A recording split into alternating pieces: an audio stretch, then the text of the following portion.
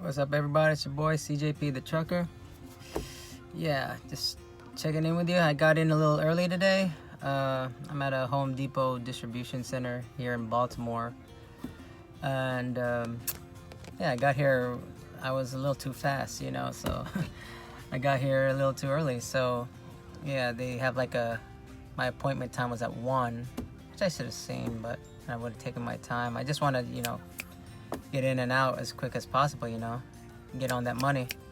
But yeah, and then they have like a 3-hour check-in time, so I can't check in earlier than 3 hours before 1. So right now it's almost 9:20, so I got about 40 minutes. So yeah, so since I've been waiting here for about 30 minutes already, so I thought, you know what, maybe just do a video here. Let me show you where I am, if you can see out there. Just look outside there. It's a business district. Yeah. It's kind of a new place in town, so it's kind of a developing area, so I had trouble with my GPS getting here. But yeah, I thought I'll talk to you guys about my journey thus far in trucking. Yeah, so yeah, where do I begin? But from the beginning. So yeah, I've been driving for about 2 years now. I went to CDL school in 2018, started in June, and I took the part-time classes, which are only on the weekends, at a school called Shipper's Choice in my hometown in Manassas, Virginia. So yeah, did that about 3 months. Like, if I took the full-time course, but I was working, if I wasn't working my other job, then I could have,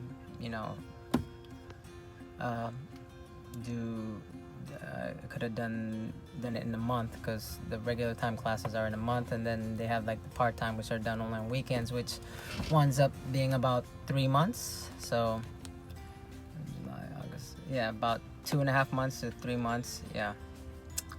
So yeah, it took me that long. It's not too long, it's pretty quick. Time flies by pretty fast.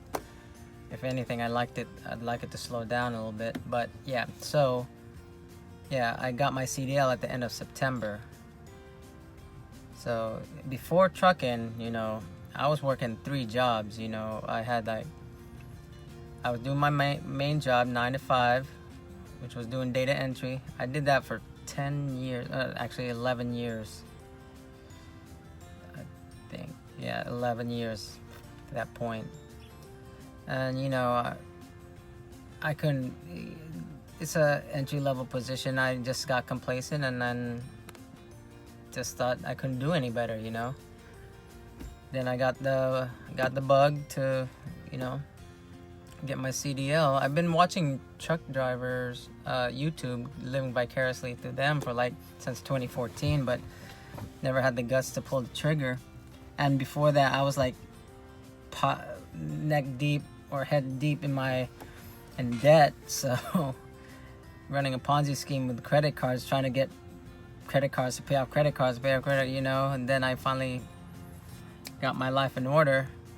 I could go how that part into detail later on, but yeah, maybe in a separate video. But yeah, I was working 3 jobs. I started getting on it like in 2015. So I was doing my 9 to 5. Then I was delivering pizza on the weekends and at nights. And then 2016, I started doing Lyft. So everything was going off to pay the debt. And then in 2018, I finally lowered my debt enough to build up a savings. And I was making enough money to cash flow to pay my CDL school. And I didn't want to go into debt, get a student loan anymore, so I just cash flowed it with all my jobs. So yeah, after that, got into trucking. While I was in CDL school, there were like, you know, recruiters would come by from different schools like Warner, Schneider, and Flatbed TMC. Then when the TMC recruiter there was like, I liked the way he was talking, you know, he was, especially like he was talking about ESOP, the employee stock ownership program they had. So that interests me, you know. So I gave them a call while I was going to CDL school, put my application with them. But like within a week, for some reason they denied me. I don't know, they probably wanted somebody with experience already out of CDL school, because I was still going to CDL school at the time. And I talked to the recruiter, hey, what's going on, man? I thought you guys were looking for drivers. He said, well, just try again in 6 months. He didn't say why, but that's what he says. I had other trucking companies in mind. I did call Baylor, which is a dry van company. I like they had pretty nice trucks. That's what kind of gets me sometimes too, is that if you had nice new trucks too. So yeah, I called them. They said they'll get back to me. So TMC turned me down. I called Baylor. They said to wait. They'll get in touch with me.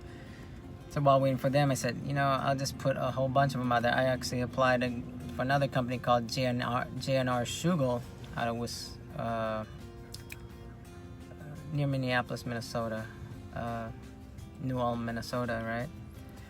So yeah, I called JNR Schugel, and they got back to me first before Baylor. So yeah, they're a reefer company, and I like them because they also had the employee stock ownership program. But you know, deep down, I really wanted to do flatbed. So while I was going to CDL school, I also called PGT, where I am now. So, but here's the thing: JNR Schugel returned my call first. So I just said yes to them, whoever called. So set up an appointment and started heading to JNR Schugel trainings, to their training. So I put in my resignation at my old job at the end of October, and beginning of November I was on my way to orientation for JNR Schugel. And I don't know if you followed early on in my journey, but yeah, if you haven't seen the videos, I didn't last that long in orientation at JNR Schugel. They I guess when we went to the on the road test, my backing wasn't the best. It took me, I was able to back into a dock, but it took me like 5-10 minutes, longer than they liked it, I guess. And there are some probably mistakes on the road driving that I may have made, because I get really nervous when somebody's watching me drive. So then I was new too. I didn't have experience. So yeah, they sent me home after the second day of orientation. So, but the thing was, hope wasn't lost. Yeah, I was down, but Baylor finally called me, and then they were willing to set up an orientation with me. But remember, I wanted to do flatbed originally. PGT didn't have employee stock ownership. Maybe, hopefully, one day they will. But I liked my recruiter. He was a nice guy. He was a pretty cool dude. So that's why I said, you know what? Let me call them again, because they actually called me, but I had to decline them because I already made a deal with JNR Schugel. I already accepted JNR Schugel's, but I called them back to see, hey, is my application still in the file there somewhere? And then my recruiter said, yeah, we'll just throw you in there. So as soon as I got back home from Minnesota, from JNR Schugel's orientation, the following week I went to orientation for PGT, and I told Baylor I couldn't go because I accepted PGT as well. So yeah, so it begins. everything to PGT up to today. So that was in November. All of that in November. All this trucking stuff started that November 2018. And you know, I went through orientation, through training. I started in November. I finally got into my own truck, finished with orientation and everything after Christmas. So I received my first load to deliver on December 31st, the last day of 2018.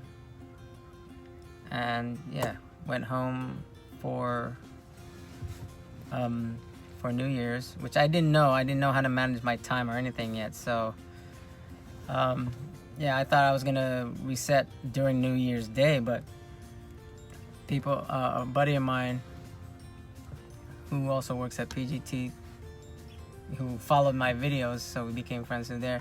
He told me, hey, you could just go home and do your, you don't need to do a reset. I said, oh, really? No, duh. You know, my home was only like 3 or 4 hours away, so why not? So yeah, and we can say is the rest is history. And here we are in 2020. I'm still with PGT. I don't have much complaints, you know. I mean, I'll probably the physical stuff of flatbedding, which probably with any company I'll be complaining about, because you know I'm a little guy. Tarps are heavy as heck. I'm trying to be rated G on this thing, so yeah, I probably won't be rated G heads all the time, so I might let a few slips out there. But yeah, so yeah, what was I gonna say? Yeah, to me it's a good place, you know. And I hear you know, positives and negatives from everybody about where you work, but I think it's what you make of it, you know. Yeah, I guess you'd probably complain more if you're a guy who's been in the business a long time, because you know, back in the day I heard, you know, less regulations and trucking was, you could make way more like 15-20 years ago, right? Maybe between 20-30 years ago. If you've been in the business that long, I think even like 15 years ago is even better than it is today. But yeah, if you've been in the business that long and you're comparing it to then, the golden age of trucking, yeah, you're probably not going to be too happy where you are now. But for a guy like me, a noob, who's been doing this only almost 2 years now, and you know, who before this was working 3 jobs 7 days a week just to make the same amount of money, even less than what I'm making now, doing this, driving for PGT, so doing flatbed. So yeah, I mean, yeah, they don't have the employee stock ownership, but it's still good money, and they have 401ks and benefits and insurance and all that. So they gave me a chance, so I'm giving them a chance. So, and I'm a pretty loyal guy, and you know, you help me out, I help you out, and you looked out for me, I'll look out for you. So that's why I'm still here. So if anything is gonna make me quit, it's the dang tarps, because that's a pain in the butt sometimes. So if you guys are planning on getting a flatbed, heads up on that. So yeah, here we are in 2020. It's been a crazy year, not in trucking, but maybe a little bit in trucking, depending where you drive through. Hopefully you guys are being safe and careful out there, but it's a crazy time, you know. But yeah, where will I be a year from now? Will I be here? Hopefully. I just take it day by day and see how things go. I want to experience the country, you know, go around the country trucking, but I'm balancing that with trying to make as much money as I can. And again, I'd like to you know, get multiple streams of income. I'm trying to get YouTube going, you know. I'm not the greatest YouTuber in the world, but I'm trying. So yeah, so I'll check in with you guys soon, hopefully. We'll do another checkup next year, but I'll post more videos before that on my things that come along and happen here. So yeah, till then, see you guys soon. Just be safe out there, and